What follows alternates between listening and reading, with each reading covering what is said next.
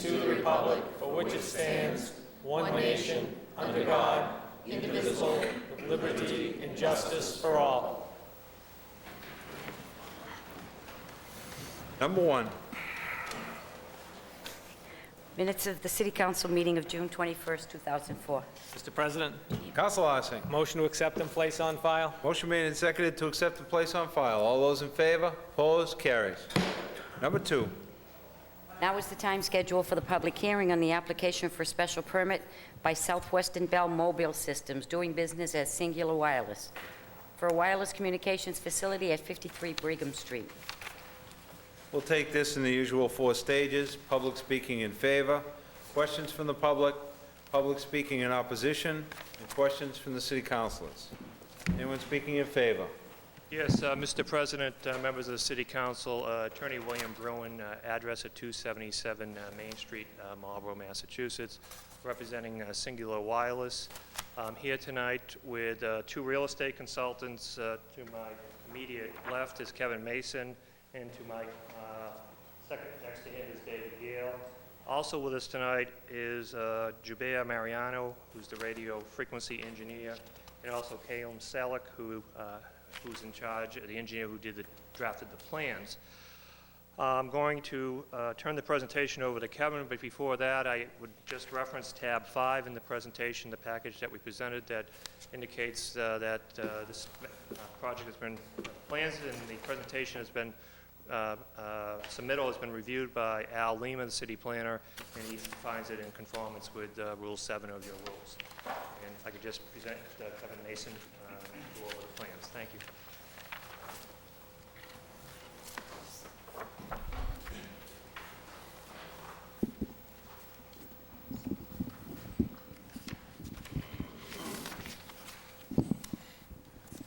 Good evening. My name is Kevin Mason from Singular Wireless. As Attorney Bruin mentioned, this is a special permit application for 53 Brigham Street.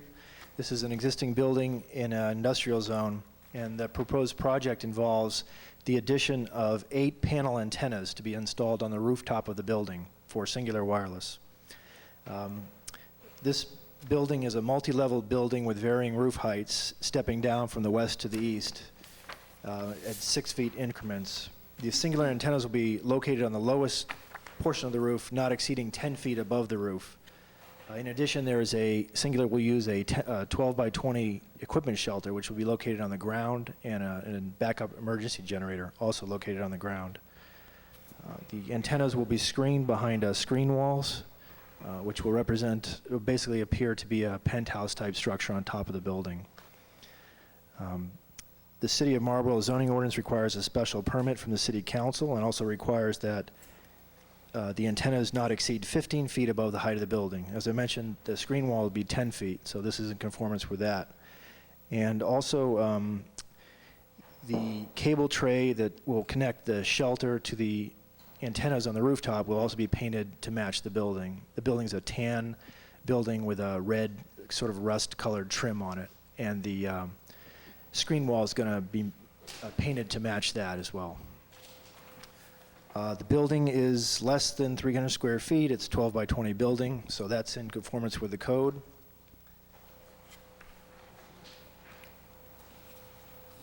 This facility has very little impact on traffic. There's basically 1 or 2 visits per month by a Singular technician, and that technician will just go to a service. They just drive a regular SUV, so minimal traffic impact.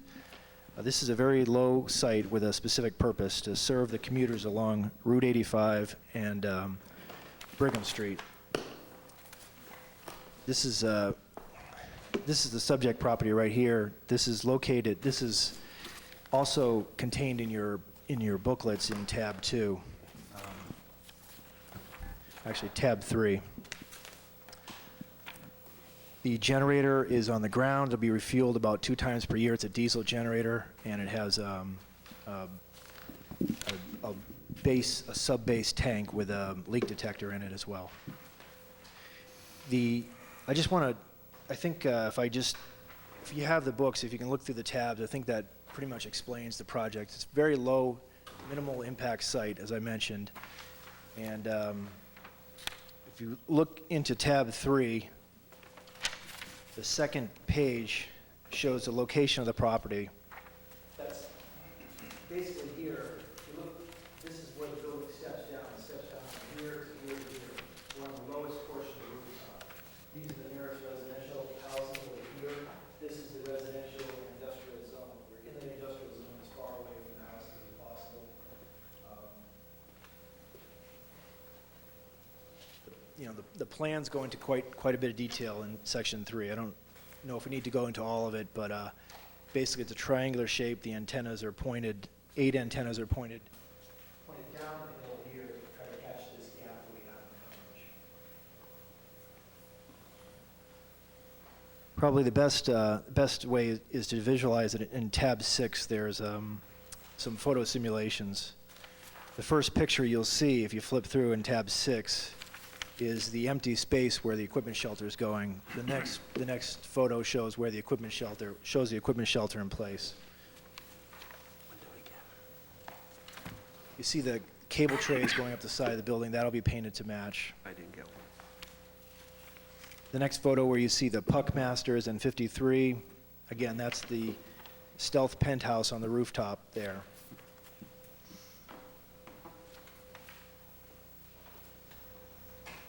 It's a low building, but it's well suited for our needs because of the hole that we're trying to fill right there.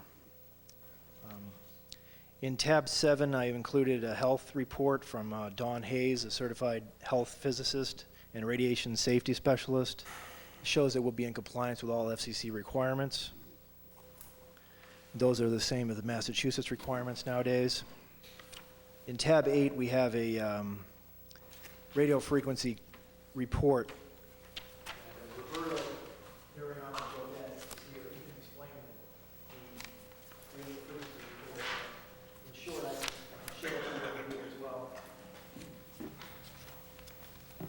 This is the proposed site right here. Going to have to ask you to use the microphone. This is the proposed site right here, Route 85, come down here. This is the red represents bad coverage for us, Route 20 coming out. And this site to the north is on Sligo Hill, which is a water tank owned by the city, and Singular currently has a site there. It shoots over here, but it's not getting into this hole. This is basically in a hole for us. It's just basically in a hole. It's blocked by a hill right here called Shoestring Hill. There's another site over here we call Crane Meadow Road. It's actually 445 Cimarano Road. Then down here we've got another site at Mount Nebo, which is in between the median of 495. So we've got this hole here, and here's the proposed coverage, basically designed to fill that gap right there. Very specific need and a small fix for us.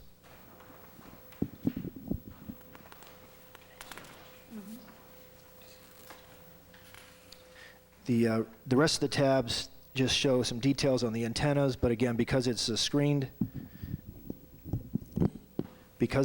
you're not going to see the actual antennas. And then the last tab is some details on the generator. And the generator comes with an optional sound shield and weather enclosure, and we will purchase that for this particular installation. So that's it only runs, again, about 30 minutes per week just to run a self-test. And then that's about it.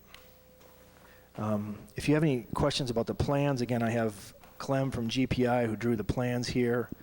He can answer questions about the plans, and Roberto can address RF questions if you have any. And I can try to answer something too.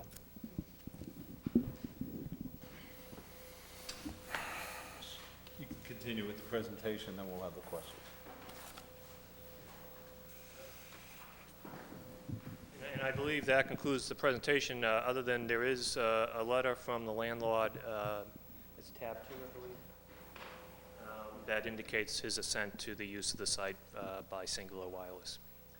Thank you. Thank you very much. Anyone else speaking in favor of the petition? Anyone else speaking in favor? Anyone else speaking in favor? Seeing none, I close that part of the public hearing. Any questions from the public? Questions from the public? Questions from the public? Seeing none, I close that part of the public hearing. Anyone speaking in opposition? Is there anyone speaking in opposition? Anyone speaking in opposition? Councilor Schaefer.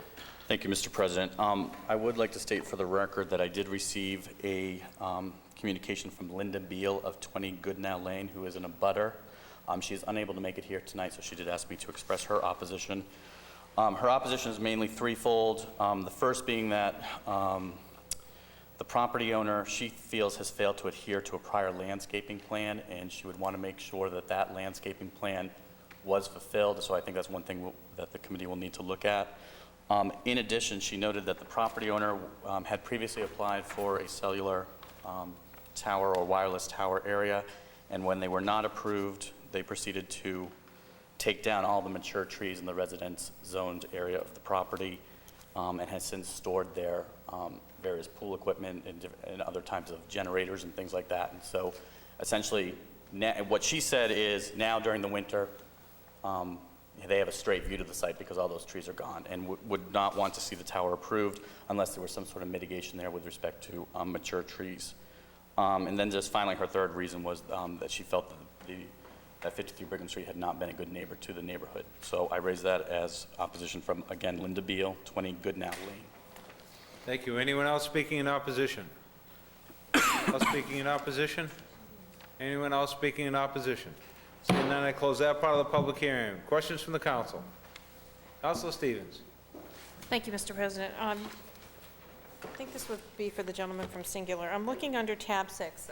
Just so you know, I happen to live, Goodnow Lane abuts the property that I live on, DeSimone. I'm very concerned about this, this particular property. When I first heard about it and talked to Attorney Bruin, my understanding of what this tower was going to look like is not what I believe it looks like now. If you look at the last picture, the picture taken from Maple Street, when you come down to that corner, I'm concerned with the aesthetics of this, and I think that Councilor Schaefer brought up a good point.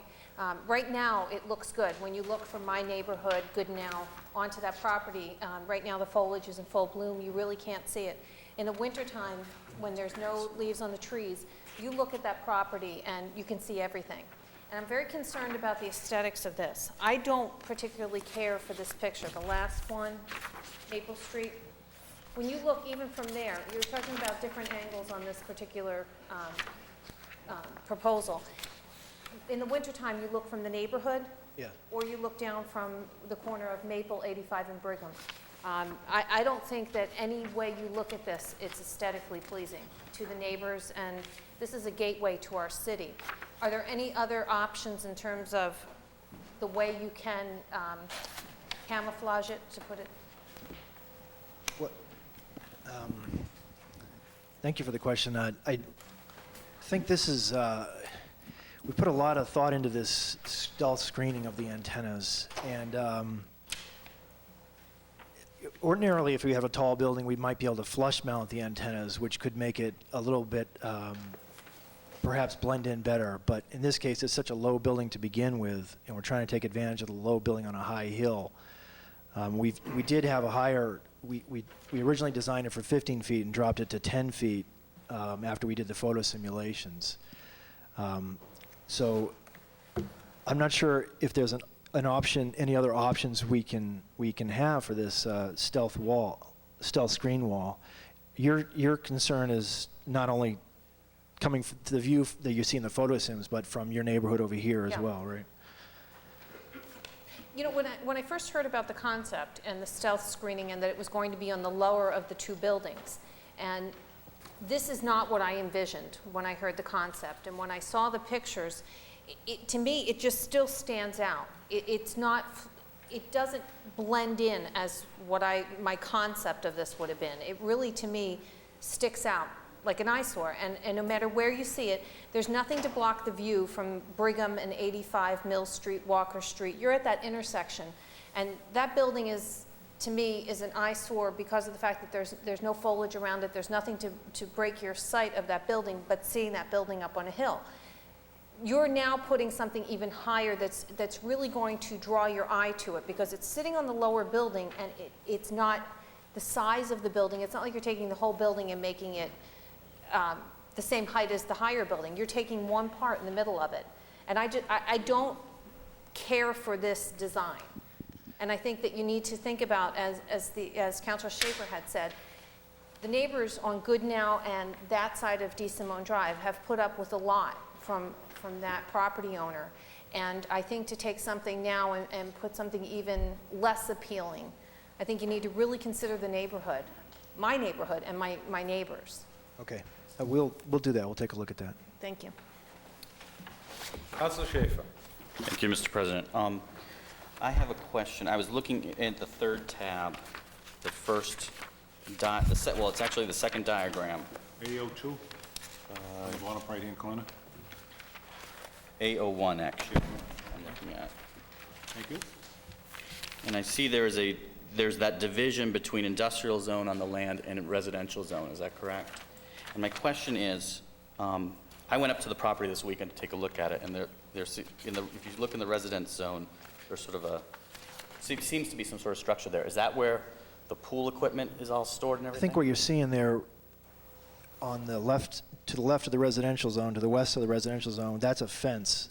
That indicates a fenced-in area, and I believe that's the storage area. Right, that's the storage area, the pool area. Yeah, that, Now, is that allowed in a residence? I mean, that part of the residence? That was my question when I saw that. Is that allowed in a residence zone? Because I will tell you, what the site has on it is this pool storage, then all these leftover generators, and then plow materials and things like that. And now that I see it's residence, it has me a little bit concerned that this is the area where the trees were taken down, and it's become a storage for a bunch of stuff.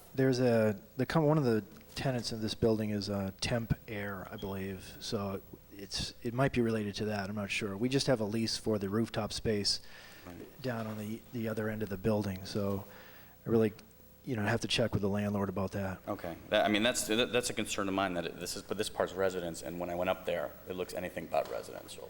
I mean, there's no landscaping, nothing up there, and it looks like, frankly, a dump. Yeah, I guess that goes back to the other question. And that's what the residents, so you understand what the residents are seeing. They're seeing into that, and then there's going to have something else added, and this was supposed to be sort of a residential type.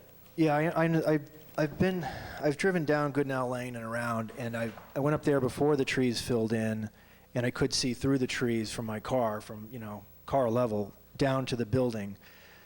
But what I thought was in our benefit for this site was that we were on the lower portion of the rooftop.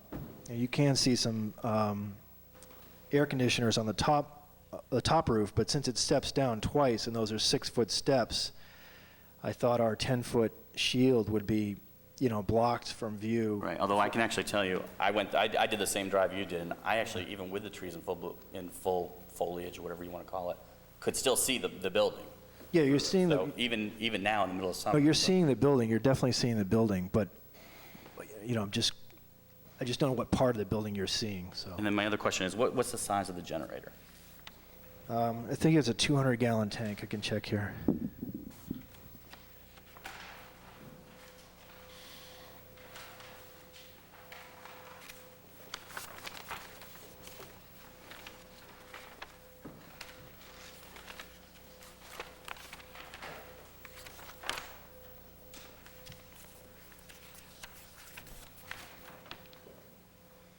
It's a John Deere 60 hertz, 4-cycle. Just looking for the tank size here. It's on the very last page. Yeah, 200-gallon. It's a tank capacity at the very last page. Okay, but emissions from that are very minimal. Is that correct? Yeah, it will be covered with the optional sound shield and weather shield, and it only runs, again, 30 minutes per week to self-test, and then again only in the case of an emergency. Mr. President? Councilor Pope. Thank you, Mr. President. I remember about 8 or 9 years ago when a cell tower came in for this site and the residents were adamantly opposed to it. You did put together a very good package here. I am a little disappointed that you have no photographs because these are live meetings, and I think that would help the neighborhood, and sometimes it generates a lot of comments. So I'm going to ask that you supply us with a couple of extra packets so that some of the councilors that live in the area have them available. I'm also going to request, I think that a lot of these issues that are being brought up this evening are not necessarily about your tower, but about the property itself. So if you could bring the landlord or the property owner to the meeting, so maybe we can come to a consensus on some of the problems the neighborhood is having. Okay, thank you. Thank you. Mr. President. Councilor Stevens. Thank you, Mr. President. Just one last question. The list of abutters that was included in our package, when did you send out a letter to the abutters notifying them of this project? And was it sent out to this complete list of, that's in the packet? Everybody on the abutters list that we're given is notified. Okay, because I know specifically I had called some of the abutters today to remind them that the public hearing was tonight. And one of the abutters specifically did not receive a letter and knew nothing about this project. They may not be considered a legal It's on the, abutter. it's on the list. Oh, well, it was mailed. I only had one returned that was undeliverable. Okay. All right, I'm You just, check- You can check after, see. if that's the one we're talking about. Okay, I'm just concerned, I want to make sure, because a lot of the, I had left a lot of messages today to make sure that people that had concerns were here tonight, and it was a bad time, vacation and things like that, so I'd like to make sure that the abutters are heard from. Thank you. Councilor Yerkes. Yes, thank you, Mr. President. I'll echo Councilor Pope's. You're a potential leaser of the property, and if the landlord is not in compliance with zoning and everything else, I would be hard pressed to vote in the affirmative to give the landlord additional revenue when he has not fulfilled his basic requirements. And you have a little bit of pressure to put on him to come into compliance since you're looking for the site. That's issue one that I have, Bill. The questions I have, though, involving the generator. You have the generator sitting next to the building. In some of the pictures, it looks like it's not that far from windows of offices.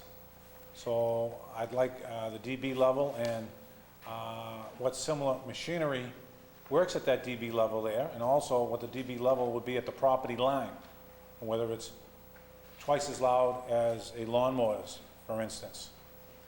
I mean, it's, the distance, it does mitigate a little bit from the original emitting of the sound the further you go away, but when you talk 90 dBs or 89 dBs or 87 dBs, the neighborhood, most of us laymen don't understand that, and that's why I'm looking for that in committee, not here tonight. Okay, I can tell you that the package does include the Kohler. They have some sound level readings in there at between 69 and 74 dBA at a distance of 23 feet from the unit. And generally, what we've been, in the sound studies that we've done, sound levels from a point source generally decrease 6 dBA for each doubling of distance from the source. So at 46 feet, we're talking 68 dB. And then when we get down to 368 feet, we're talking 50 dBA. And Which is louder than a lawnmower, correct? that's something between the noises produced by an air conditioner and a refrigerator. Right, and that's It's what on I'm the looking sound for scale in I have. committee. And we can talk the numbers, but it's abstract versus real. The other issue that I have, it's a pet peeve of mine, is to see your policies and procedures and bring that on your batteries and your discarding of batteries and the upkeep of your technicians of your batteries, because you do have dry cell batteries in there. Policies and procedures on batteries, okay. Right, and how they dispose of them. So I want that part of the record. In the event that you have a technician that discards them not by procedures, then we have some avenue to come back to you saying that you're not doing your job properly. Thank you, Mr. President. Thank you. Councilor Clancy. Thank you, Mr. President. We know that cell towers are erected to service the customers of the area. My question is, how many cell towers does your company have in the city of Marlborough, singular? Well, we have the one on Sligo Hill, Yeah. and that is. Then we have the one on. We are co-located on this water tank on Sligo Hill. We are also co-located on a tower owned by Crown over here on the west side of 495. So Crown Plaza. that's two. So this is to service the other side of town? This is to service kind of just this immediate area. We still have an issue over here to the east, and I believe there's another tower by another company that's being considered for this area. And if we were to co-locate on that, we'd have better coverage here where you see a lot of red. No, so in other words, it's primarily to service the customers in Marlboro. Yes, it is. Yeah, it is. What's the coverage area? Town line does not show, but it's right here. You know, How below far the out site. will it cover? Joe, bet this is about a mile in coverage.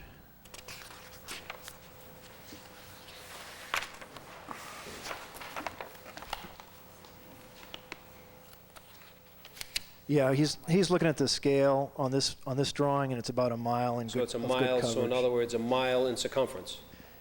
It's a mile in circumference, but because it's on the back of the hill, you're not going to get much up Shoestring Hill. So it's basically this. So basically what This it is that it will be picking up anything from the building presently down on Brigham Street all the way towards Southborough. All the way towards Southborough and also along 85. Where's the next tower in Southborough? Well, there's one on 495 within the median strip, which is a very tall tower, and there's another one. I think this one's actually in Framingham. This is Framingham Flatley. That's So there's another one. nothing in Southborough. So There's another tower in Southborough. This tower is in, this site's in Southborough. It's off our map here. but will it service the people from Southborough? This site, yeah, if people drive past Marlboro, they'll still have some signal from this site. So my point is that the town of Southborough is not allowing them in certain areas, so the city of Marlborough is getting them? No, this is a very specific coverage need. It's terrain-driven, not town line-driven. There happens to be, we happen to have a site here on a hill, then there happens to be a hill right here, and this is laying in the valley of the hill, right there. That's where the coverage problem is. Shooting out towards Southborough. And Marlboro, yes. See, my point? My point is that, Marlboro seems to be getting the towers and they get the coverage. But I think, to elaborate on your point, I think if you look at the traffic on 85 in the morning or at night, those are Marlboro residents that are coming and going to Marlboro as they go to 128 Boston or on the Mass Pike. So, Don't deny that. and we're really looking to service, those Marlboro customers that may have a gap at that location. So, many Marlboro customers have experienced that, and this would go a long way to solving that. There's also gaps going down Route 20 toward, Weston and Wayland. I know that from, experience. Right. But my point is that we seem to be getting the cell towers, and these other towns seem to be getting the coverage. Thank you. Good point. Well, thank you. Any other questions? Councilor Yerkes. Yes, thank you, Mr. President. I neglected to request, normally when an applicant comes in, we request a balloon test so the neighborhood can see. And I'm not saying that I'd like to see a balloon test, but could you rig up on your four corners of your proposed structure, a 10-foot high with a red flag on each of the four sides, so the people in the neighborhood can visually see what you're proposing? Yeah, I believe we can do that. We can work that out with the landlord. All right, and let us know, and then let the city clerk, council clerk will be able to get a hold of the councilors, and then Wireless can then go up and take a look at it and visually see what it is. Okay. It's a lot cheaper than a balloon test. Yeah, we can do that. No problem. Thanks. Thank you, Mr. President. Thank you. Any other questions from the council? Questions from the council? Any other questions from the council? Seeing none, I close that part of the public hearing, the entire public hearing, and this is currently in wireless communications. Thank you very much.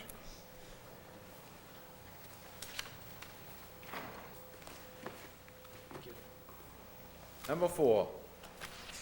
3. Number 3. Communication from the mayor.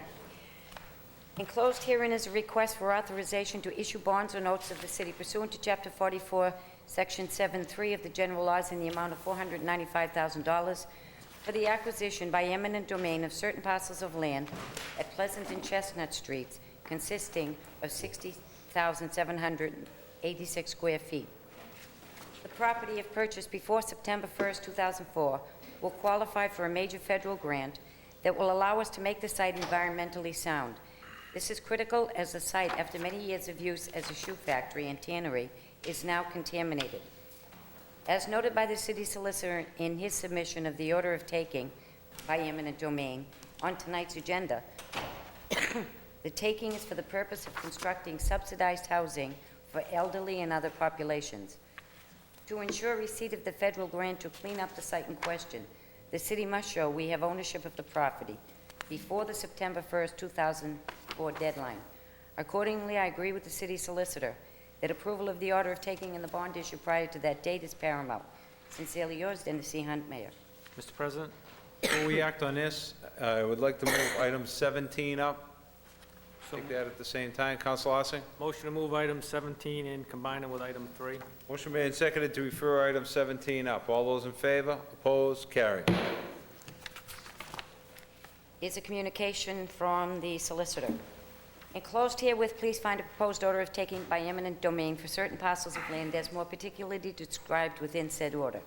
The taking is for the purpose of constructing subsidized housing for elderly and other populations. The money for this proposed taking will be derived through a bond issue submitted by the mayor under separate cover. I would request that you vote to advertise at your meeting of July 26, 2004, as a proposed bond order must be advertised at least 10 days prior to any action thereon. The need to approve a bond or otherwise appropriate money for the market value of the property is a requirement of Chapter 79 of the general laws. To ensure receipt of the federal grant to clean up the site in question, the city must show we have ownership of the property before a deadline of September 1st, 2004. Accordingly, I am advising you that approval of the order of taking and the bond issue prior to that date is paramount.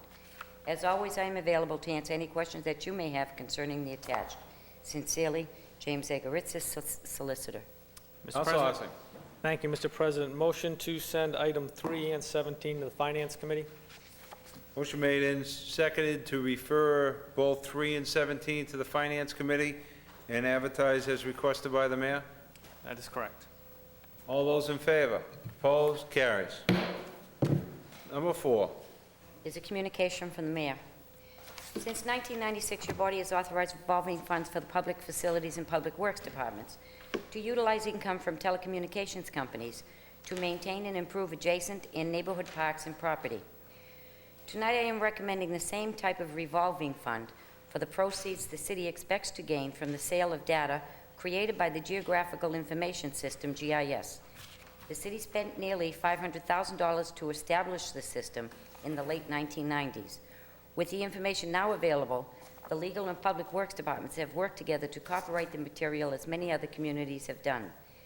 As with other revolving funds, use of the proceeds would be earmarked for the maintenance and improvement of the system that produces the revenues.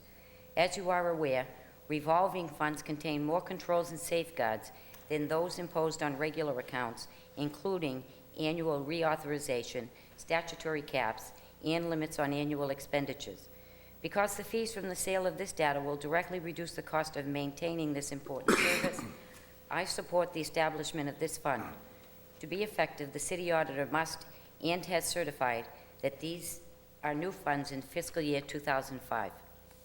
Counsel Ossing. Thank you, Mr. President. Motion to send to Finance Committee. Motion made and seconded to refer to the Finance Discussion, Committee. Mr. President. Counsel Yerkes. Thank you, Mr. President. I think you and I were the only two that were around when the GIS first got off the ground at a measly $100,000, and we saw it keep blossoming every budget year. And one of my questions was, from the get-go, was if we're making this available to everybody, why aren't we selling this information? And for years, I've been told, there's no way we can. So I would like the Finance Committee to find out why all of a sudden we can start getting a return on our investment. And I think this is paramount to it. Not only that, but what can we expect conservatively from this? And I hope that the whole Finance Committee looks into these two questions, because I think we've been remiss for a year or two at least, that we have not been getting this revenue. Thank you, Mr. President. Thank you, Counsel. Mr. President, the Finance Ossing. Committee will be happy to entertain Council Yerkes' suggestions at the Finance Committee meeting. Thank you, Counselor. Any further discussion? Seeing none on the motion to refer to the Finance Committee. All those in favor? Opposed? Carries. Number 5. Communication from the mayor. As the city continues to develop its commercial and business tax base, I have noticed that certain existing businesses located near residential neighborhoods are open 24 hours a day, and proposals have been made for more such establishments.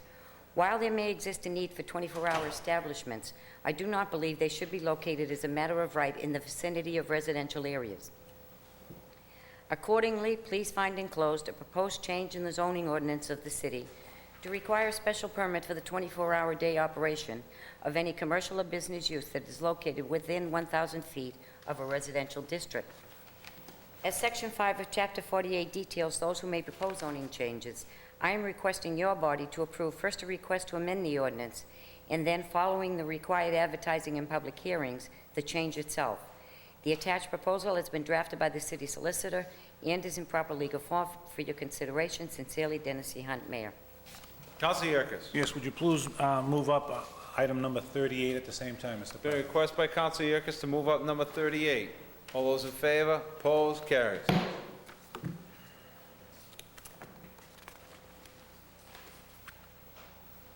Good for this night to do this. 38, order that the City Council consider an amendment to the Code of the City of Marlborough that would require a special permit from the City Council to operate a business for 24 hours, submitted by Councilors Yerkes, Pope, and Farrow. Mr. President. Council Yerkes. Thank you, Mr. President.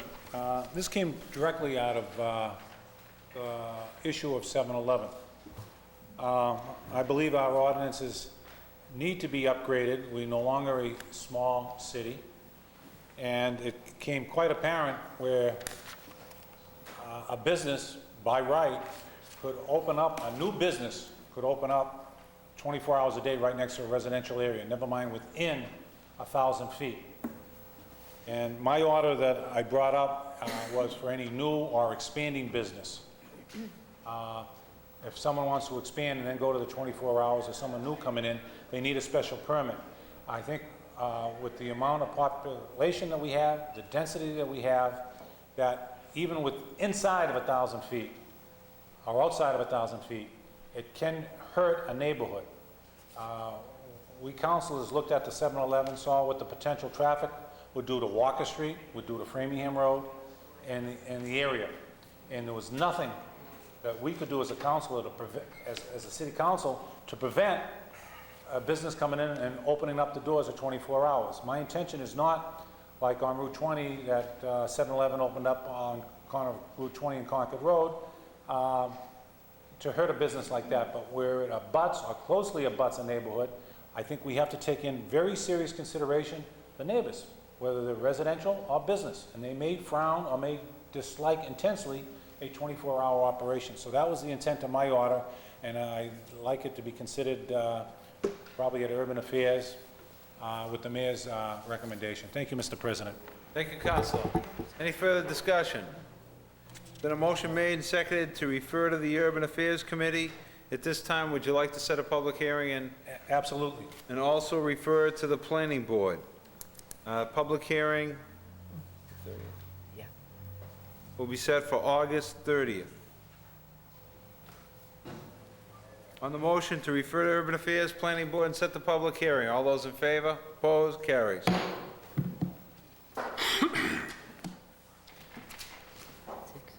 Number 6. Communication from the mayor. I am writing to inform you that with regards to the purchase of insurance for city employees, the city is forming an insurance advisory committee per Massachusetts General Law, Chapter 32B.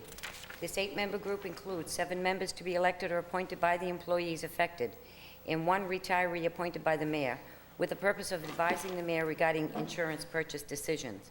This group will play an integral role in studying the city's insurance options, including our health care program, prescription drug management, and in our combined efforts to manage the rising costs of providing the best possible health and dental insurance to every employee, their dependents, and retirees. Although I had hoped to have the IAC in place by July 1st, 2004, I expect the members to be in place next month. At the request and agreement of the Partnership on Health members, I have extended the deadline for election or appointment to August 12th. I intend to conduct the first meeting of the IAC on August 24th. Respectfully submitted, Dennis C. Hunt, Mayor.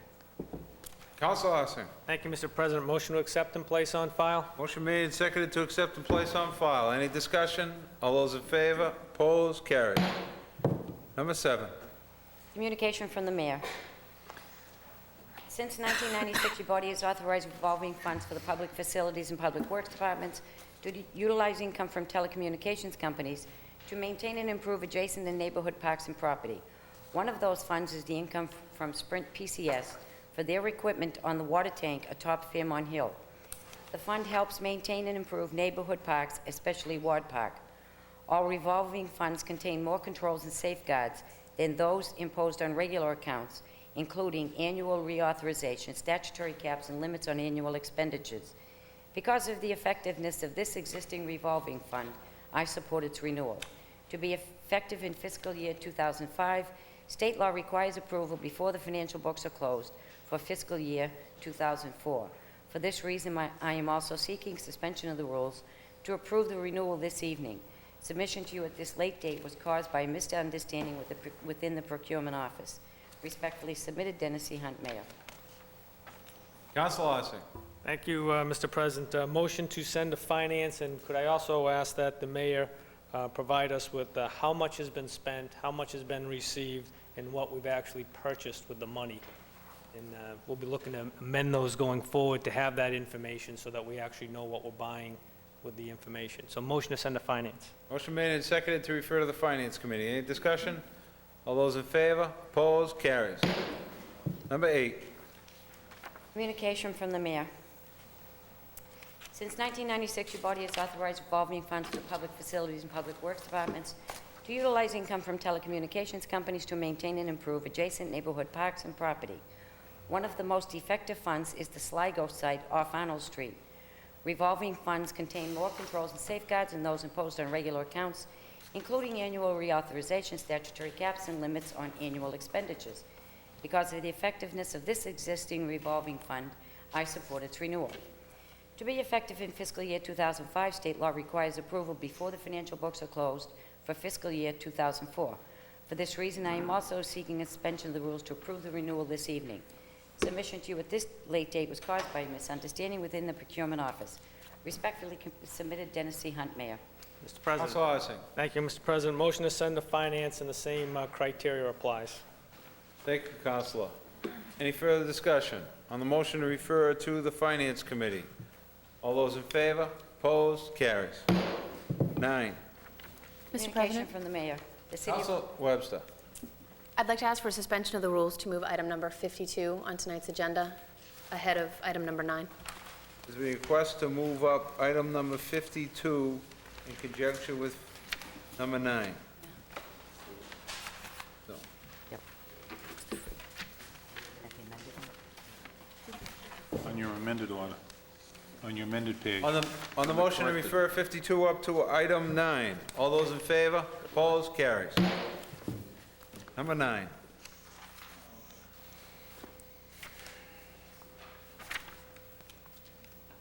Communication from the mayor. The city of Marlborough has what I believe to be a unique opportunity to acquire a highly desirable property known as the Morrow property on Cook Lane. As stewards of the city's land assets and for the future generations of our community, I am asking you to support the acquisition of this property as open space. This property has long been identified on the city's open space priority list. The city has, under provisions of Massachusetts General Law, Chapter 61A, exercised its first refusal option per the attached letter to the trustees of the Morrow Family Trust. Aside from the clear benefit of preserving open space for the city's future use, this is a smart decision from a cost standpoint. Should we not exercise our first refusal option and enable private development, the costs for delivering city services will exceed the cost of acquisition as forecast on the attached cost analysis spreadsheet. Please keep in mind that although a developer is interested in building condominiums on the property, there is no special permit requirement for single-family homes. The cost analysis compares a site of 27 single-family homes with the cost of acquiring the property over 20 years. I am writing to request your approval for the attached bond issue for the acquisition of the Morrow property on Cook Lane.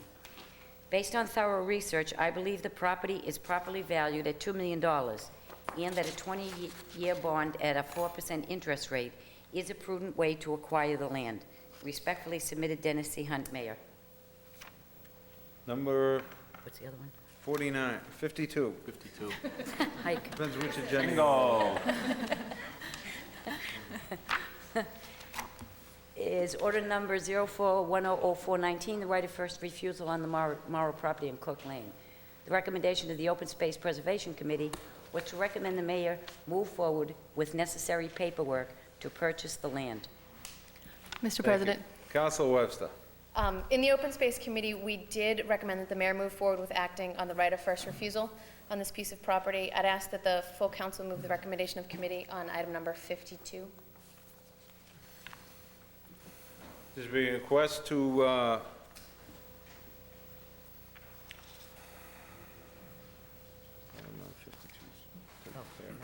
52, Counselor, 52 is basically acted on by the mayor already by the request of the bond. Right, before we brought it, I wanted to bring both items up. They're both together. They're both open for discussion at this point. And if that's the case, I do want to say that open space is something we need in Marlborough in order to preserve what little is left of the country kind of city that we all live in. I believe this is a step in preserving the qualities and characteristics of a Marlborough that many of us do remember. Land is one of our most precious commodities. Open space benefits everybody, not just abutters, not just people in that neighborhood, but it benefits us as an entire city, as an entire community. We have an opportunity here to make an important decision, one that is going to preserve some green space that Marlborough has to offer, a beautiful view and a breath of fresh air, literally. At our next full council meeting, I hope to ask the council to have the Open Space Committee look into establishing a definitive priority list and a method of going about acquiring open space that is organized and well thought out. With this opportunity, we've also been faced with a time crunch, the need to make a decision that may not have been part of the more immediate plan rather quickly in order to preserve an important parcel of land. I realize that previous councils have determined a priority list, however, didn't necessarily account for such a situation like this. We've sought after other parcels across the city, none of which are available to us at this time. And the truth is we can't determine right now if and when the owners will make them available to the city. I'd like to reevaluate our plan and come out of committee with a clear understanding of what the next step is, starting from scratch to see what is out there and how we can make the best decisions for our city as a whole. With that said, I'd ask the full council to support this request coming down from the mayor, knowing that we will have acted on a unique opportunity to preserve land and history in our community, provide the citizens of Marlborough with over $3 million in tax savings over the next 20 years, and make a proactive decision that will positively impact the city of Marlborough and the quality of life for all its residents for decades to come. Mr. President, as we've already discussed this matter in open space, I'd respectfully ask that we refer this item to the Finance Committee for as expedited a decision as they can give us. Thank you. Thank you.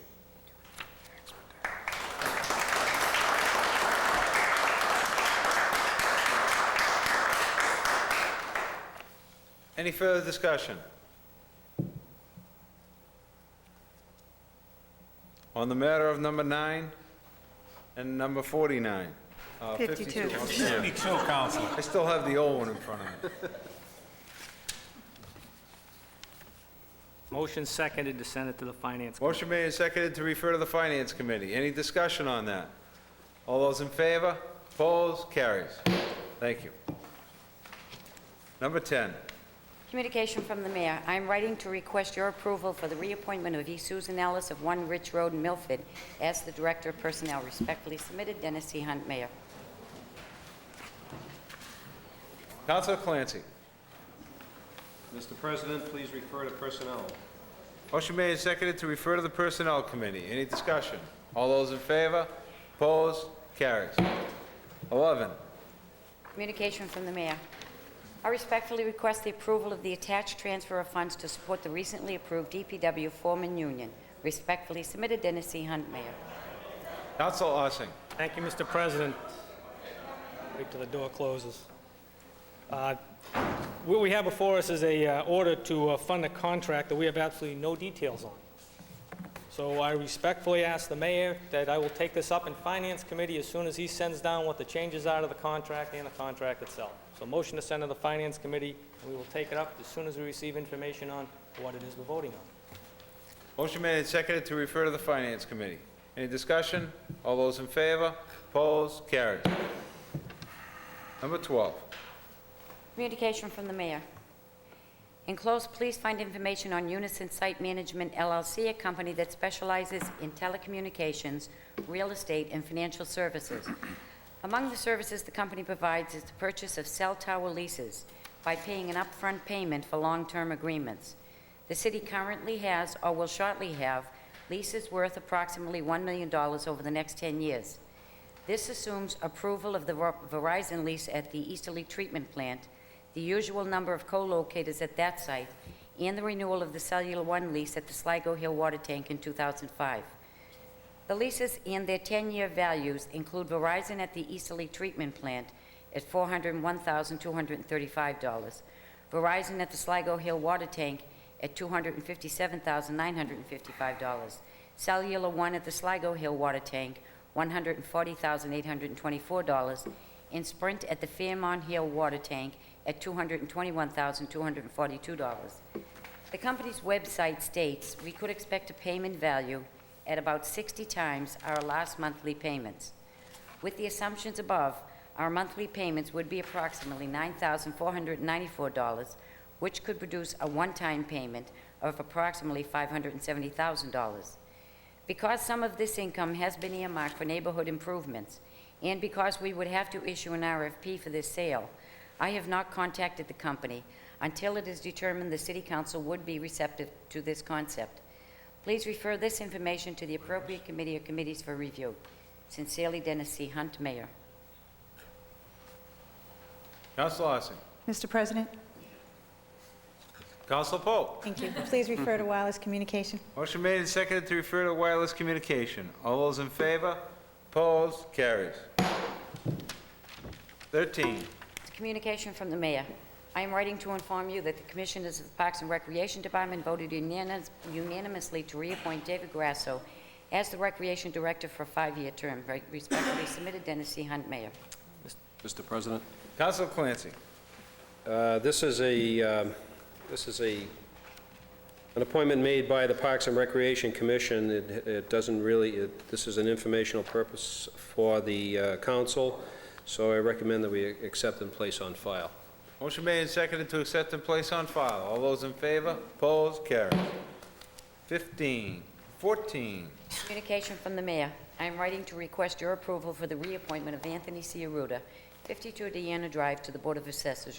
Respectfully submitted, Dennis C. Hunt, Mayor. Council Clancy. Mr. President, please refer to personnel. Motion made and seconded to refer to the Personnel Committee. All those in favor? Opposed? Carries. 15. Communication from the mayor. Respectfully request the approval of the attached inter- and intra-department end-of-year transfer requests as prepared by the city auditor. Respectfully submitted, Dennis C. Hunt, Mayor. Mr. President, Council Larson. motion to send to the Finance Committee? Please refer to the Finance Committee. All those in favor? Opposed? Carries. 16. Communication from the solicitor. Pursuant to City Council Order 029716 and the ongoing review of the city's dog ordinance, Chapter 85 of the City Code, please find enclosed the final draft as presented to this office for review. I find this to be in proper legal form for your consideration. It is my understanding this issue is still under review in your Public Services Committee. Sincerely yours, James W. Agaritzis, City Solicitor. Council Katz. Mr. President, make a motion to accept and place on file, and note that we'll take this up later on under reports of committee. Motion made and seconded to accept and place on file. All those in favor? Opposed? Carried. 18. 18. Communication from the solicitor. I've reviewed proposed ordinance numbers 04-100-430 and 04-100-431A as received in this office on June 14, 2004, that would delete the exemption for affordable housing in a retirement community as governed by 221 and 222 of the zoning ordinance of the City of Marlborough, and find them to be in proper legal form for your consideration. Sincerely yours, James Agaritzis, City Solicitor. Councilor Schaefer. Thank you, Mr. President. Over the last year, Councilor Pope has been diligently examining ways to increase our affordable housing inventory throughout the city, and one of the ways was to amend the zoning ordinance so as to require developers of future 55-plus retirement communities to offer a certain percentage of the units as affordable housing. Currently, the affordable housing provisions of Section 20-26 do not apply to residential over 55 retirement communities. Thus, the zoning change referenced in this agenda item number 18 would close this loophole and allow for the creation of affordable housing in future retirement communities.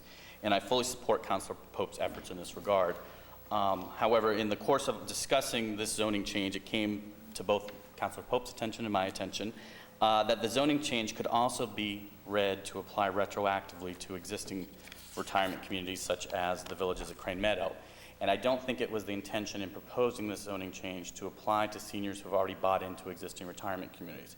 Hence, both Councilor Pope and I did speak with the city solicitor, who advised us that the zoning change should also include an exemption for existing retirement communities, which you can see has been submitted as agenda item number 19. Otherwise, it would leave the city open to legal challenge, and because the exemption would be found in a different section, it needs to be separately advertised. So again, Councilor Pope and I met with the city solicitor this morning, and he advised us that we could pass the proposed ordinance separately from the proposed exemption, with the understanding that the exemption needs to be passed once it is properly advertised and public hearing held. So I want to make everyone aware of that. I believe Councilor Yerkes will be reporting on this on report to committee, but I just wanted to make people aware of that. Thank you. Thank you. Councilor Pope. Thank you, Mr. President. Affordable Housing has been working on this for a long time, and it's something that was inadvertently taken out of our ordinance several years ago when the villages east were built. Every other developer in the city is required to have affordable housing, except if you're building an over 55 development. As we all know, over 55 residents are some of the residents in the city with the greatest need, and they shouldn't be barred from living in these very lovely communities. It was never the intention of the Affordable Housing Committee to make this retroactive on developments that were already built. We truly do understand that a lot of these folks are living on fixed incomes. They have figured out their costs over their condo fees and everything for the next several years, and to impose something retroactive is really not fair. So I do urge the passage of this evening so that we are covered if we have, there's nothing on the horizon, but that's not to say there isn't going to be anything on the horizon. Fitchburg Street originally came to us as a retail development, and now it's an over 55 development without affordable housing in it. So that's the reason why we need to move on this. I wholeheartedly agree with Councilor Schaefer that we need to advertise the amendment and get that passed as well. But this will cover us in the meantime, and the solicitor has assured us that once this goes out to advertising, the clock starts ticking, and we will be covered on the whole thing. So I recommend approval. Thank you. Any further discussion? This is an ordinance change that, for order number 04-100430 and 04-100431.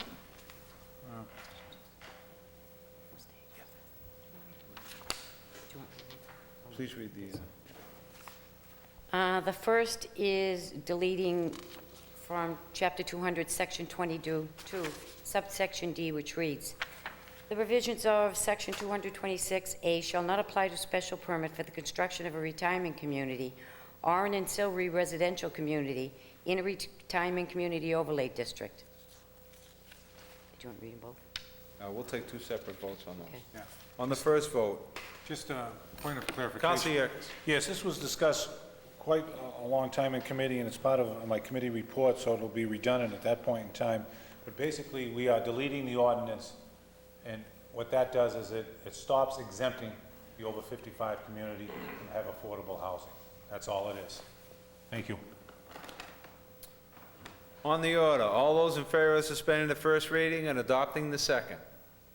All those in favor? Opposed? Carries. Passage to be enrolled. All those in favor?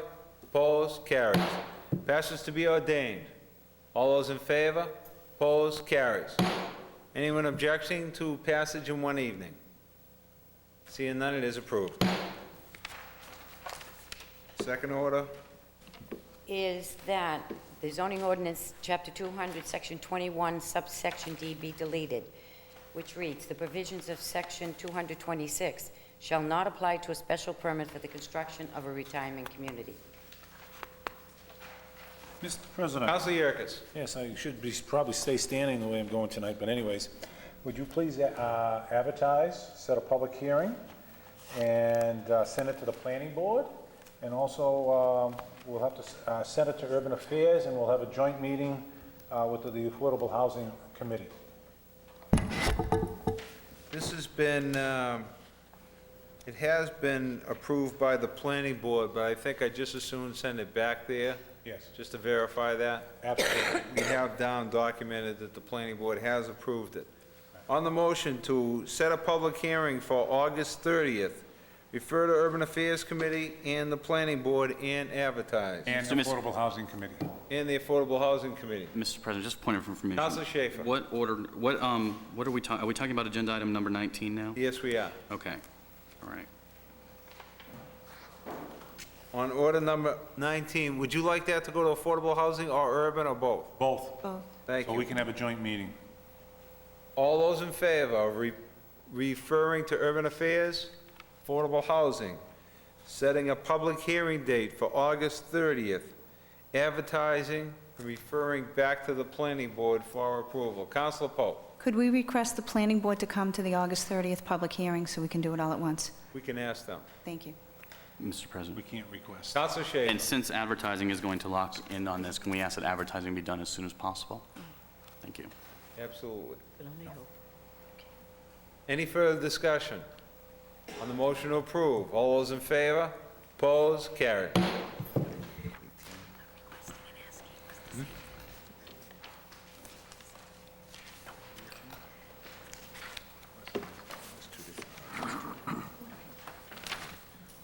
I want to take up order number 04-100431, which is the second half of 18. Kind of getting these all tied in together here, but this will take the same ordinance vote. Any discussion on the approval of 04-100431? Any discussion? All those in favor of suspending the first reading and adopting the second? Opposed? Carries. All those approving passage to be enrolled? All those in favor? Opposed? Carries. Passage to be ordained? All those in favor? Opposed? Carries. Any objection to passage in one evening? Seeing none, it is approved. 20. Is a communication from the solicitor. Attached, please find a sketch of land identified as map 32, parcel 149, containing 34,850 square feet and valued by the assessors at $3,500. The owner, John Battaglino, 466 Hosmer Street, wishes to convey this parcel to the city for the cost of taxes owed, which is $334.44. Also attached is an email from Conservation Officer Priscilla Ryder, who supports the acquisition because the parcel is connected to a much larger wetland parcel. As the wetlands are the headwaters to Maury Brook, the Conservation Officer believes it would be ecologically sound to protect the parcel. Please refer to the appropriate committee to determine if your body is interested in acquiring this parcel. Sincerely, James Ageritz, solicitor. Councilor Yerkes. Refer to Urban Affairs, Mr. President. Motion made and seconded to refer to Urban Affairs. All those in favor? Opposed? Carries. 21.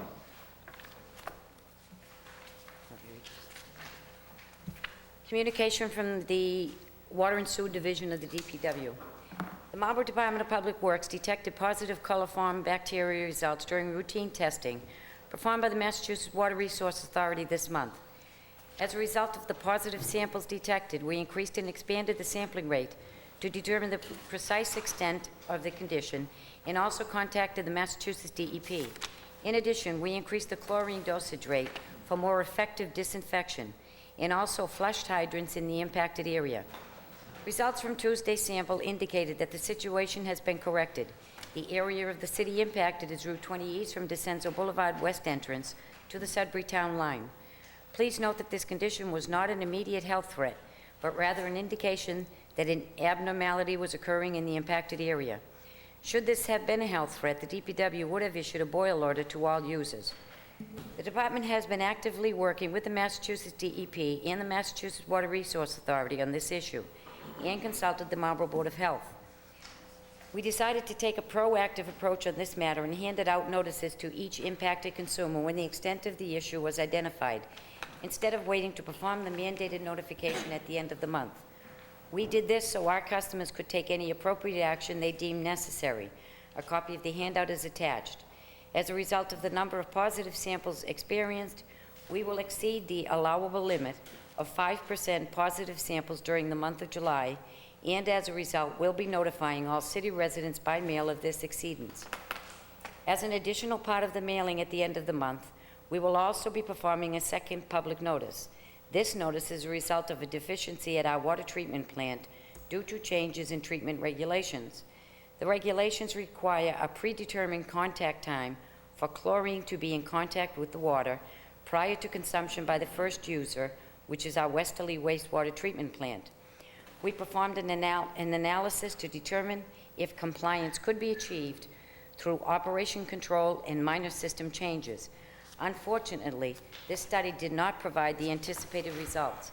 As a corrective measure, the DPW has requested capital improvement funds for the installation of a larger clear well that will detain the water for sufficiently long duration to achieve regulatory compliance.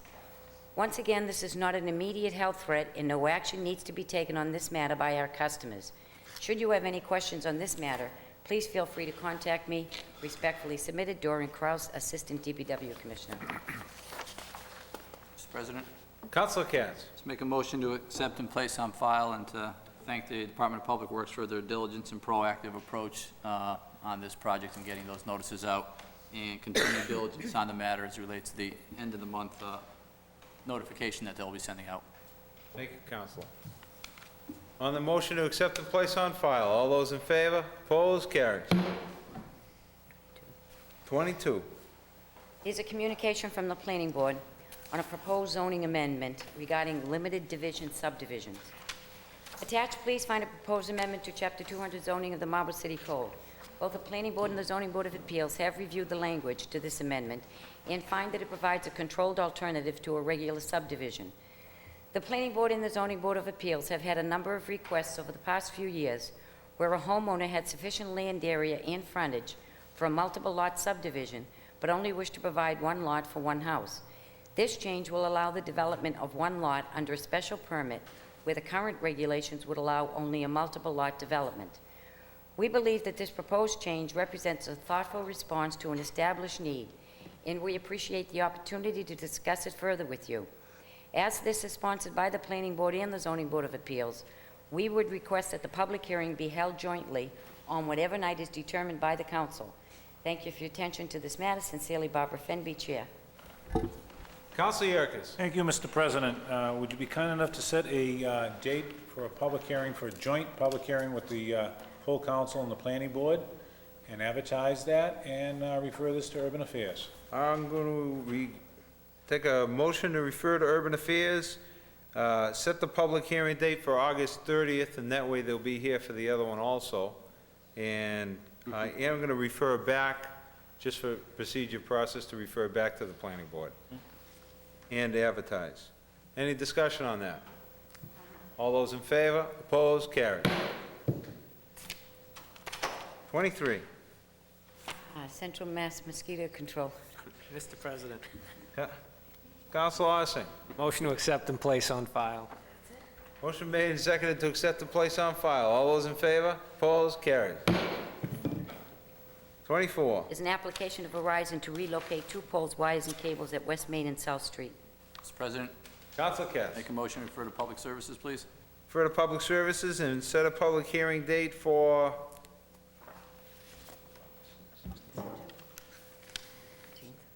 September 13th. Any discussion? All those in favor? Opposed? Carried. 25. Is an application to Mass Electric for 1 pole on Church Street. Mr. President, Councilor Katz. make a motion to refer to Public Services as well. Motion made and seconded to refer to the Public Services Committee and set a public hearing date for September 13th. All those in favor? Opposed? Carries. 26. Application to Mass Electric for 1 pole relocation at South Street at West Main. Councilor Katz. Mr. President, motion to refer to Public Services and set a public hearing. Motion made and seconded to refer to Public Services and set a public hearing for September 13th. All those in favor? Opposed? Carries. 27. Application to Mass Electric for 1 pole location on Pleasant Street and 1 pole abandonment on West Main. Councilor Katz. Mr. President, make a motion to refer to Public Services as well. Motion made and seconded to refer to the Public Services and also set a public hearing date for September 13th. All those in favor? Opposed? Carries. 28. There's an Mr. application... President. Councilor Stevens. Thank you, Mr. President. As previously disclosed on this item regarding Boston Scientific, I had disclosed that my husband is employee of Boston Scientific. The city solicitor had advised me that every matter that comes before the council regarding Boston Scientific should be taken on a case-by-case basis. I've been informed today that he believes that there is no conflict of interest, and I'm prepared to vote on the issue this evening. So noted, Councilor. 28. Are we referring this anyway? Councilor Katz. Are we referring?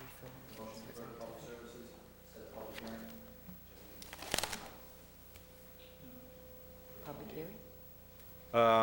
I believe we'll refer to the Public Services, but I don't think a public hearing is required on the sewer connection. No. All those in favor of the referral? All those opposed? Carried. 29. Here's an application for special permit by Attorney Cipriano for Veltero Enterprises for a drive-through honeydew donut shop at 481 Boston Post Road. Councilor Yerkes. Thank you, Mr. President. Would you please set a date for a public hearing, advertise that public hearing, and refer it to Urban Affairs? Motion made and seconded to refer to the Urban Affairs Committee, and we will set a public hearing date for August 30th.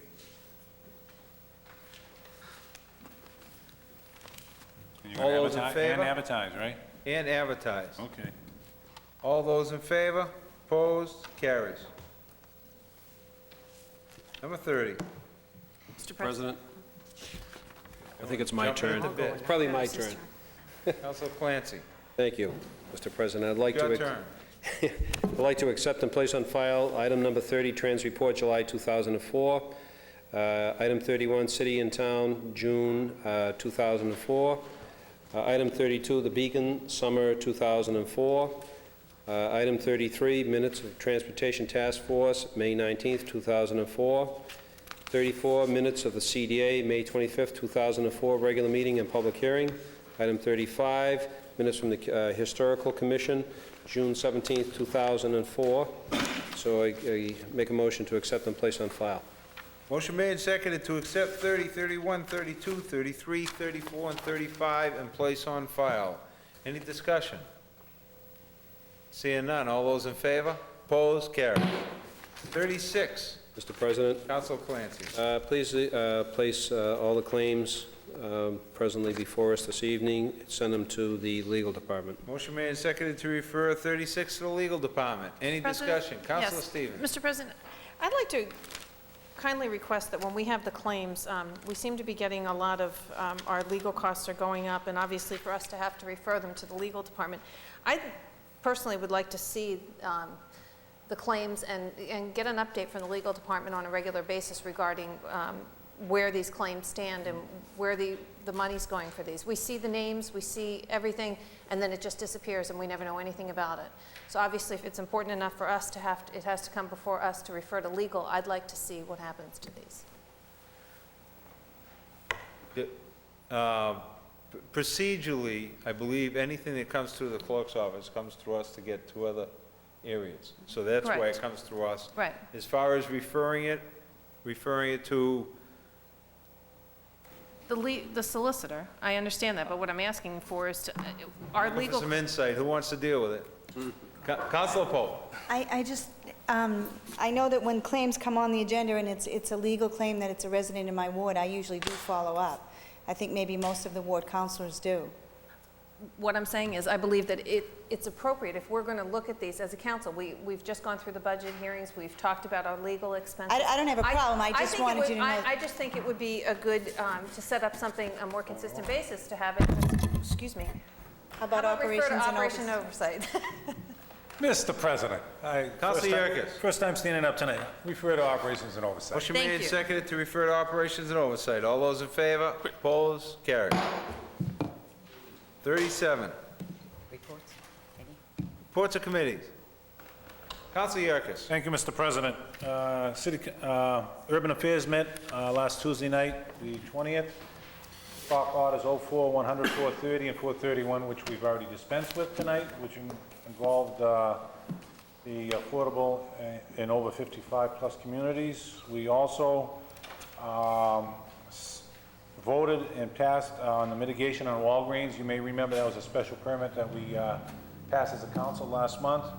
It was agreed to by committee on a vote of 5-0 to give, to earmark $25,000 for Public Safety Fund, which is the police and fire, $35,000 for the Kane School Playground, and $15,000 for Route 20 beautification.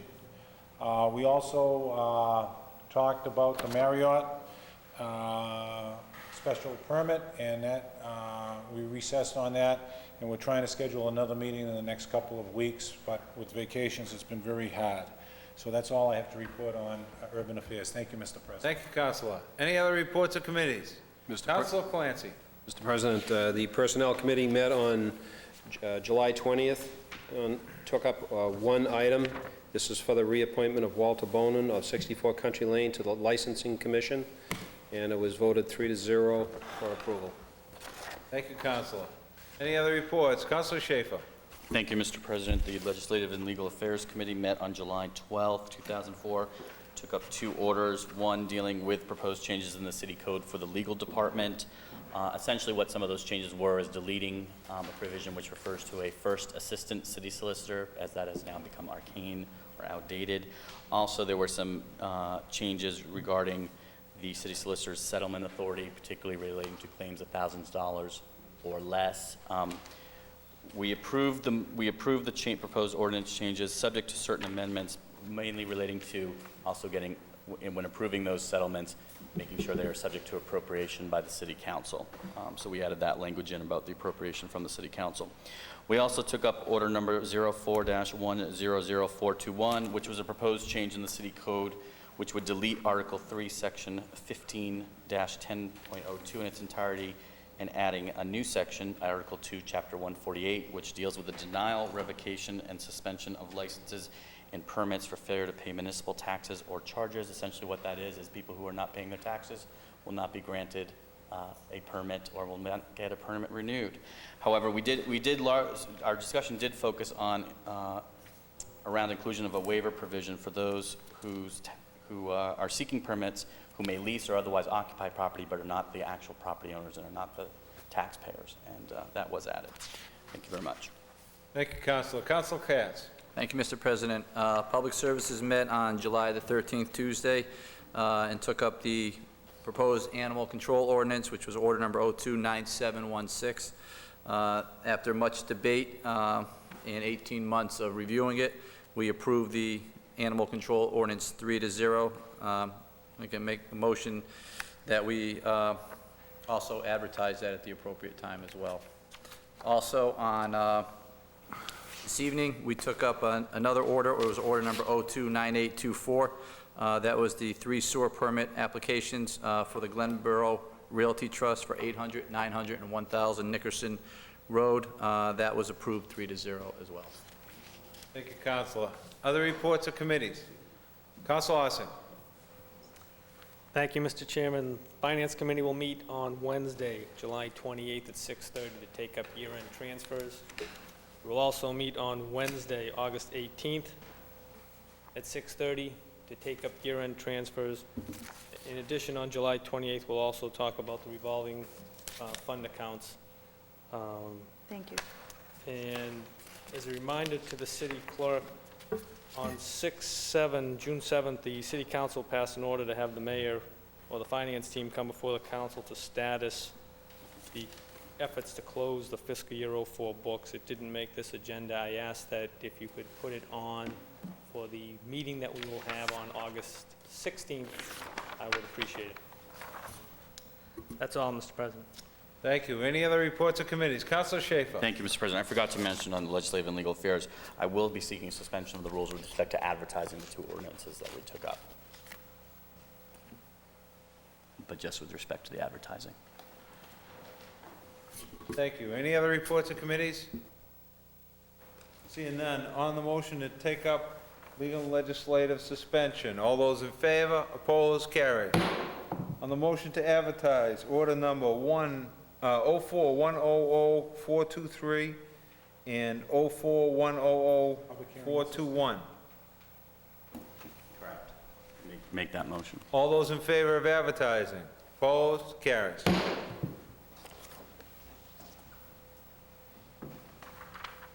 .37.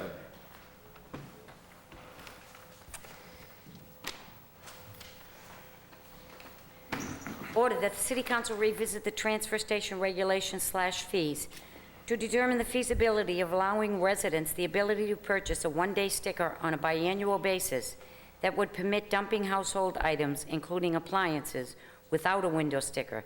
This would permit residents who use curbside pickup to visit the transfer station twice a year on a pay-per-visit basis, without also purchasing a window sticker. Submitted by Councilors Yerkes, Pope, and Farrow. Mr. President. Councilor Yerkes. Thank you. Believe it or not, I received a few calls, and I originally thought that the people were tight just like me because I only go to the transfer station once or twice. But what really spurred this was I received a third call from a fellow saying, listen to my predicament. My sticker has expired. I want to get rid of a radar range, microwave oven. I have to buy a $50 sticker, and then when I get there, I have to pay $10 more. It's going to cost me $60 to make a trip to the transfer station to drop it off. I said, well, what did you do? He says, very simple. I saved myself the $60. I disassembled the microwave oven, and the city of Marlborough has received it in a green trash bag over a 2-week period. And I don't think this is the intent of the council, is when we up the fees, is to stop recycling, but to unburden the cost on the people that use it. But however, I think we may have gone a little bit too far in encouraging acts like this. We have a lot of apartments that move out the end of the month, and I don't want to see Broadmeadow Road or any other road be a dumping ground. So what I'm asking is the legal and legislative look at this, that maybe look into providing a sticker twice a year to households that may want to use it for a spring or fall cleanup, to be able to go down to the dump and prorate the sticker so it is maybe the same expense or a little bit cheaper than the $50. Because if one person has called me and done this, how many others are doing it? And really, we're not doing what we should be doing, and hazardous waste is ending up in our refuse. Thank you, Mr. President. Refer to legal and legislative. Councilor Pope. Thank you, Mr. President.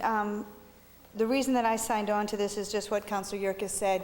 It's to ward off all the dumping that's going to happen on the perimeter roads that aren't well-traveled.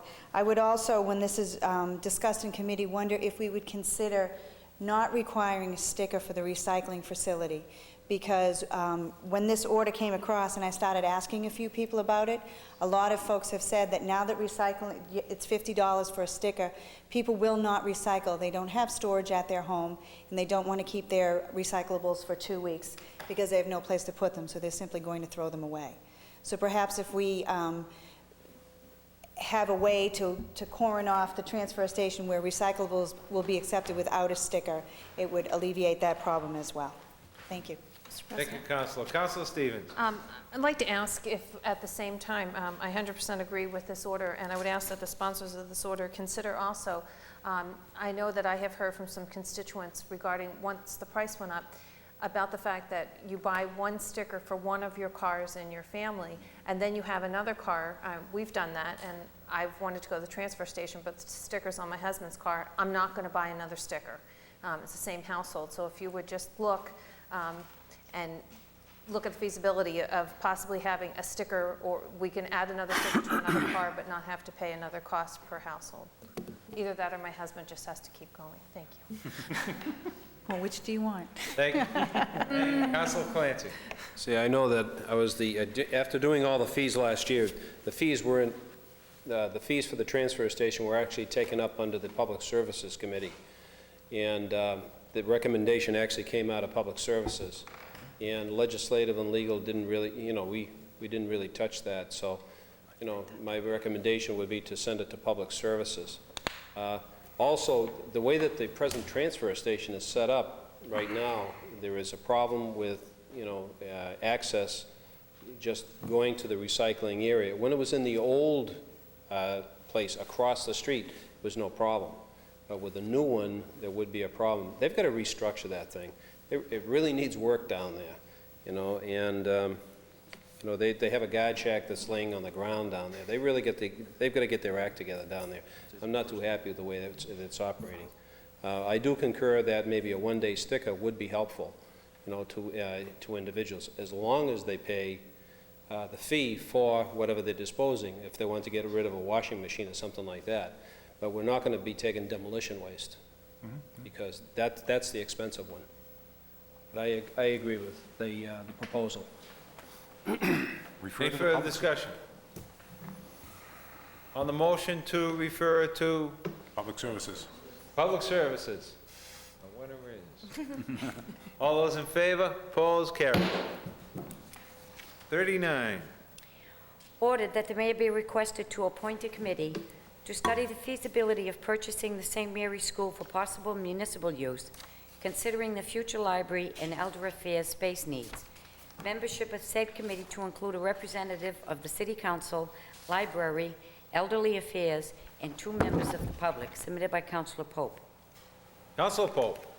Thank you, Mr. President. Sadly, a for sale sign will be going up on the St. Mary's property on August 2nd. This is a very difficult time for the parishioners as well as everybody that lives in the neighborhood. And I do want to stress that this is just as important to the people that live on French Hill as the folks that live in the Cook Lane area that are looking at the Morrow land. So I would hope that we would seriously consider purchasing this building and making some municipal use. Nothing would be worse and nothing would be more horrific for the residents of that neighborhood than to see those structures torn down and some multifamily housing something built right in that neighborhood. It's already an extremely dense neighborhood. We have several city departments that are looking for new homes, and perhaps we could find a way to make this work for everybody. So I request we refer this to the mayor. Motion made and seconded to refer to the mayor's office. Mr. Further President. discussion. Councilor Stevens. Mr. President, through you to Councilor Pope, in keeping with this, have we heard anything about any of the property at St. Anne's, as whether any part of that property? And I'm asking because could we, if necessary, expand the scope of this committee to include that property also? Well, we could, however, there's 2 things. First of all, I did go to the meeting for the Archdiocesan about selling your church properties. The for sale sign will go up the day after the church closes. For St. Mary's, that will be August 2nd. Right. St. Anne's last Mass is August 29th. However, they have filed for a second look. I can't think of the word, it escapes me right now. So their decree is not being given, so none of their property will be sold at this point. They have, the Archdiocesan has 30 days to answer their appeal. That was the word. 30 days to answer their appeal. So now we're at the end of September. So we're almost at the end of St. Mary's life. Okay. So we might be seeing another one of these orders, although I truly hope not.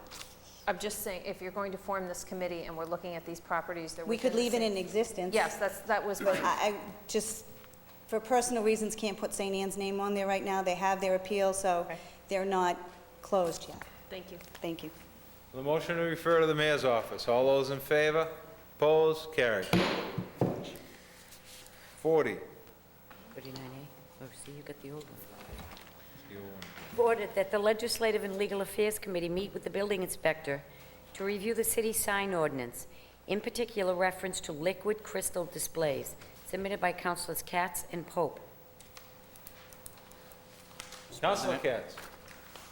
Yeah, this came up as a result of a CVS on Route 20, and the way I was thinking of it, and then Councilor Pope and I discussed it, and she's got some similar concerns over the years as well with these liquid crystal displays as well.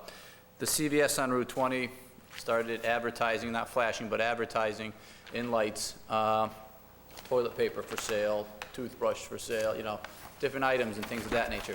That, to me, goes against the very grain of what we're trying to do on Route 20 as it relates to our entranceways and beautification.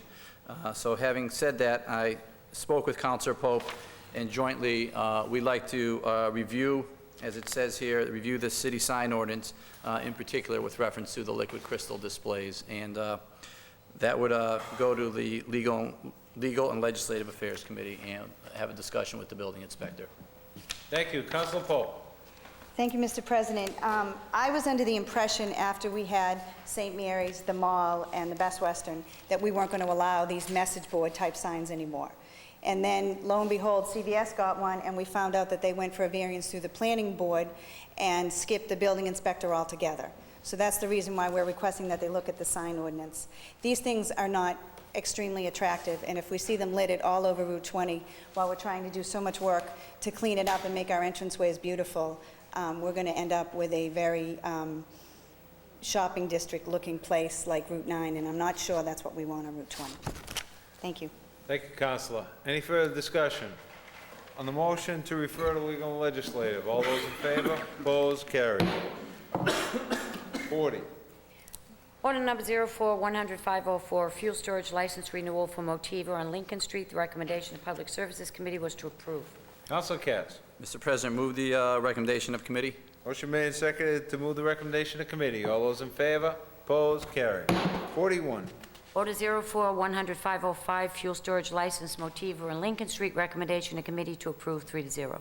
Mr. President, Counselor Katz. move the recommendation of committee, please. Motion made and seconded to approve. All those in favor? Opposed? Carries. 42. Order 04-100-506, fuel storage license Motiva, Boston Post Road East. Recommendation Public Services to approve 3-0. Counselor Katz. Mr. President, move the recommendation of committee. Motion made and seconded to approve. Any discussion? All those in favor? Opposed? Carries. 43. Order 04-100-507, renewal pool table licenses for Cozy Cafe. Recommendation Public Services to approve 3-0. Counselor Katz. Mr. President, move the recommendation of committee as well. Motion to approve. All those in favor? Opposed? Carried. 44. Order 04-100-487, fuel storage license renewal, Cumberland Farms, East Main Street and Lakeside Ave. Recommendation of committee to approve 2-0. Councilor Schaefer abstained. Counselor Schaefer. Thank you, Mr. President. Let the record reflect that I will be abstaining from this vote. Thank you, Counselor. Counselor Katz. Mr. President, move the recommendation of committee, please. Motion made and seconded to approve, with Counselor Schaefer abstaining. All those in favor? Opposed? Carried. 45. Order 04-100-486, junk dealer's license renewal for Richard Roach for Hoodmar. Recommendation of Public Services Committee was to approve 3-0. Counselor Katz. Mr. President, move the recommendation of committee, please. Motion made and seconded to approve. All those in favor? Opposed? Carried. 46. Order 04-100-468, pool table license renewal for the Little Pub. Recommendation of Public Services to approve 3-0. Mr. Counselor President, Katz. Mr. President, move the recommendation of committee. Motion made and seconded to approve. All those in favor? Opposed? Carries. 47. Order 04-100-467, fuel storage license renewal, Amarada Hess, 770 Boston Post Road East. Recommendation of Public Services Committee to approve 3-0. Counselor Katz. Mr. President, finally, move the recommendation of committee as well for item 47. Motion made and seconded to move the recommendation of committee. Any discussion? All those in favor? Opposed? Carries. 48. Is order number 04-100-264 regarding special permit of Selco Verizon for wireless communication facility at 860 Boston Post Road East. Recommendation of the Wireless Communications Committee was to approve 2-0. Counselor Pope. Move the recommendation of committee. This will be a roll call vote after the reading of the conditions. As soon as I find it.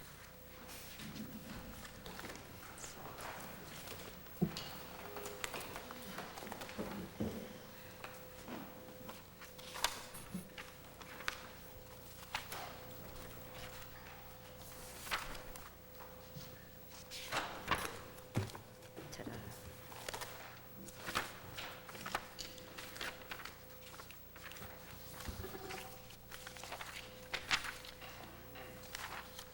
Decision on the special permit petition for Verizon. Conditions are, 1, the applicant's WCF monopole-type tower shall be constructed in substantial conformance with the engineering drawings prepared by Aerial Spectrum Engineering of Wakefield, with a final date of June 1st, 2004, and containing 4 sheets. 2, the applicant's monopole-type tower shall be built to a height of 120 feet, but shall be designed so that the tower may be made extendable an additional 20 feet for any future expansion and use by the applicant or other wireless carriers. Any request to extend the height of the monopole-type tower above 120 feet, not including any required grounding or lightning rods by the applicant or any other future users, shall require the approval of the Marlborough City Council pursuant to special permit process under the Marlborough zoning ordinance and any other applicable laws and regulations. The applicant's monopole-type tower shall provide for standard antenna array systems and shall be designed to accommodate the cellular, PCSs, and microwave antenna cable equipment and other related wireless equipment and accessories of the applicant and at least 3 other wireless telecommunication service providers, as shown on sheet C3 of the applicant's engineering drawings, prepared by Aerial Spectrum and dated June 1st, 2004, which are made a part hereof. Pursuant to Article 6, Section 225, subsection E12, the applicant's monopole-type tower shall not utilize any flashing lights or strobe lighting. 5, the applicant's WCF shall be located between holding tanks to the south and a recycling administration building to the northeast, as shown on the locus plan on the site plan sheet C1 and compound layout sheet C2 of the applicant's engineering plans, prepared by Aerial Spectrum and dated June 1st, 2004, which are made a part hereof. 6, any future expansion of the ground-based WCF fenced compound by the applicant or any other users shall be done in a westerly or southwesterly direction from the improved fence compound and shall require the review and approval of the City of Marlborough Department of Public Works and the approval of the Marlborough City Council pursuant to the special permit process under the Marlborough zoning ordinance and any other applicable laws and regulations. 7, any future users of the monopole-type tower shall require the review and approval of the Marlborough City Council pursuant to the special permit process under the Marlborough zoning ordinance and any other applicable laws and regulations. 8, the applicant may maintain and modify the applicant's wireless equipment on the monopole-type tower as shown on sheet C3 of the engineering drawings, provided that 1, the height of the monopole-type tower is not increased. 2, the tower is structurally satisfactory to accommodate any modified equipment. 3, the modified equipment is similar in appearance to the equipment shown on said sheet C3. And 4, the applicant obtains a building permit for any such modifications. 9, the applicant's fenced equipment compound shall be surrounded on the northerly and easterly sides by arborvitae plantings or similar plantings. The applicant's monopole-type tower shall be a grayish color. The walls of the applicant's equipment shelter shall be an earthy tone, such as gray or tan. 10, all electric and telephone utilities connected to the applicant's WCF shall be via underground conduits. In the routing and direction of the underground utility conduits shall be reviewed and approved by the Marlborough Department of Public Works. 11, the applicant's WCF shall comply with the applicable Federal Communications Commission regulations, Federal Aviation Administration regulations, and any other applicable federal, state, or local law, ordinance, or regulation. 12, the applicant shall execute a lease agreement with the City of Marlborough to be drafted by the city solicitor, approved by the Chief Procurement Officer, and executed by the mayor. The applicant shall provide the necessary insurance and indemnification provisions as required by said lease. 13, if the applicant's monopole-type tower is no longer in use by the applicant or any other wireless carrier or other user, then the applicant shall be required to remove the tower within 30 days of such non-use, along with any other WCF equipment, and shall restore the premises to its original condition, except for reasonable wear and tear and below-grade concrete foundations. 14, the applicant shall post a performance bond from a surety authorized to do business in the Commonwealth of Massachusetts to ensure removal of the WCF if its use is completely discontinued. The applicant's lease agreement with the city shall permit the City of Marlborough to place municipal and public safety communication equipment on the applicant's monopole-type tower and to utilize ground space within the fence compound at no rental cost to the city. Any such municipal use shall, 1, not interfere with the applicant's current or future use of the monopole tower and the fence compound. 2, shall not be placed between the height levels of 100 and 140 feet without the applicant's approval. And 3, shall require the municipal entity to notify the applicant in advance of the manufacturer dimensions and frequencies of any proposed radio equipment. This will be a roll call vote. Any further discussion? Seeing none? Councilor Katz, Yes. Councilor Stevens, Yes. Councilor Toal, Yes. Councilor Farrow, Yes. Councilor Ossing, Yes. Councilor Yerkes, Yes. Councilor Schaefer, Yes. Councilor Clancy, Yes. Councilor Pope, Yes. Councilor Webster, Yes. and Councilor Vigent. Yes, 11 yea. it is approved.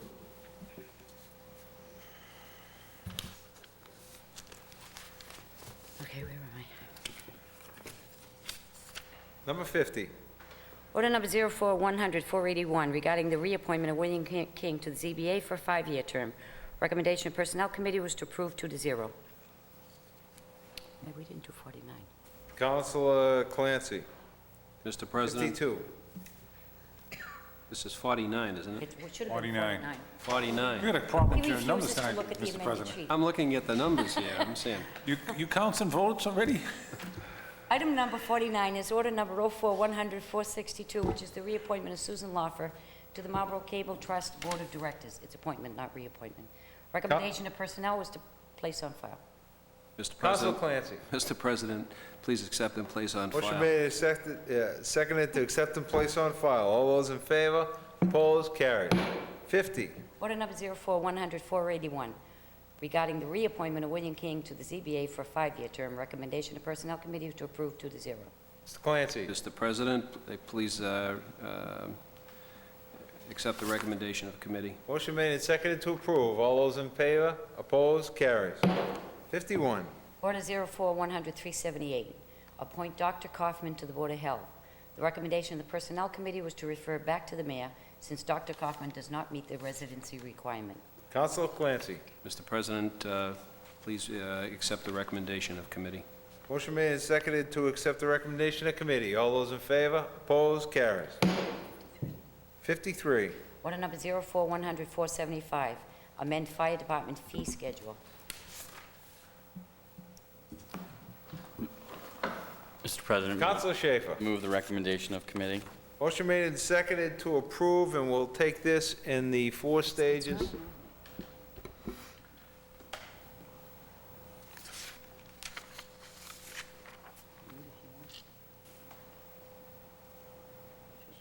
Right. We're going to take this in the 4 stages. First reading, on the approval to suspend the first reading and adopt the second. All those in favor? Opposed? Carries. Passes to be enrolled. All those in favor? Opposed? Carries. Passes to be ordained. All those in favor? Opposed? Carries. Any objection to passage in one evening? Objection. It will be on the next agenda. 54. Is order number 04-100-400, amending the City Code, Chapter 194, Section 15, maintenance and repair of water service pipes. The advertisement has not been completed in time. Thank you, Mr. Councilor President. Schaefer. Sorry, Mr. President. Motion to table. Motion made and seconded to table. All those in favor? Opposed? Carries. 55. Order number 04-100-400-1, amending the City Code, Chapter 161, Section 17, maintenance and repair of sewer service pipes, and it's the same with the previous order. The ad was not placed in time. Councilor Schaefer. Thank you, Mr. President. Motion to table that as well. Motion made and seconded to table 55. All those in favor? Opposed? Carries. 56. Order 04-100-377, amend the code, Chapter 63, plumbing and gas fitting permits, and Chapter 147, the penalties, has been properly advertised, the 2 of them. Councilor Schaefer. Thank you, Mr. President. I'll be making a motion to remove the recommendation of committee, just to give people some background on this, just in case since it's been a few months since it was approved out of committee. We'd essentially be adding a new code to our building code that will allow the city to pursue non-criminal actions against contractors, landlords, or other homeowners who violate the state plumbing code. And essentially, this provision is going to provide that plumbing or gas fitting work shall not be installed, removed, or repaired, or repaired without first obtaining a permit from the building inspector. 2, only licensed plumbers are going to be able to do plumbing work, and licensed plumbers and gas fitters are only going to be able to do gas fitting work. Thus, it prevents a landlord from having unqualified individuals undertaking repairs. And finally, it requires inspection of new plumbing and gas fitting work to ensure that the work does indeed comply with the state building code. So I move the recommendation committee.